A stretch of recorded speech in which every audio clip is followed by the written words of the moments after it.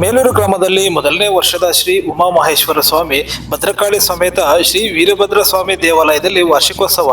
ಶಿಡ್ಲಘಟ್ಟ ತಾಲೂಕಿನ ಮೇಲೂರು ಗ್ರಾಮದಲ್ಲಿ ಅರ್ಚಕರಾದ ಮೋಹನ್ ಭಗವತ್ ರವರ ನೇತೃತ್ವದಲ್ಲಿ ಶ್ರೀ ಉಮಾಮಹೇಶ್ವರ ಸ್ವಾಮಿ ಭದ್ರಕಾಳಿ ಸಮೇತ ಶ್ರೀ ವೀರಭದ್ರ ಸ್ವಾಮಿ ದೇವರ ಮೊದಲನೇ ವರ್ಷದ ವಾರ್ಷಿಕೋತ್ಸವವನ್ನು ಅತ್ಯಂತ ಭಕ್ತಿ ಸಂಭ್ರಮ ವಿಜೃಂಭಣೆಯಿಂದ ನೆರವೇರಿಸಲಾಯಿತು.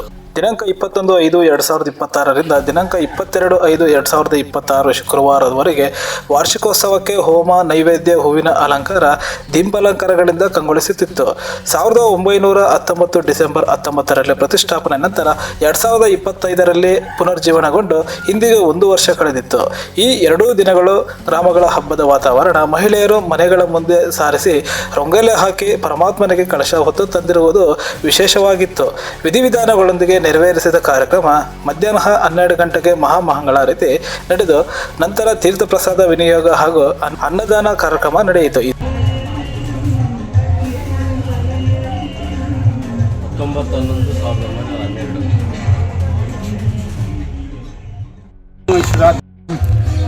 1919 ಇಸ್ವಿ ಡಿಸೆಂಬರ್ 19ನೇ ತಾರೀಕು ನಮ್ಮ ಮೇಲೂರಿನ ಉಮಾಮಹೇಶ್ವರ ದೇವಸ್ಥಾನ ಪ್ರತಿಷ್ಠಾಪನೆ ಆಯಿತು.